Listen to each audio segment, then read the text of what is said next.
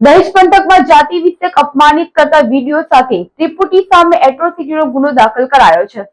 ભરૂચ જિલ્લાના દહેજ પોલીસ મથકમાં ફરિયાદીએ ફરિયાદ નોંધાવી છે, જેમાં તેઓએ આક્ષેપ કર્યા છે કે ફરિયાદી પોતાના ઘર આંગણે સાફ સફાઈ કરતા હોય અને ફરિયાદીના પતિની 4 વ્હીલ ગાડી નજીકનો કચરો એકત્ર કરી રોડ ધોતા તે વખતે તેમના ઘરની સામે રહેતી ભાવનાબેન સુખદેવભાઈ પઢિયાર નાઓએ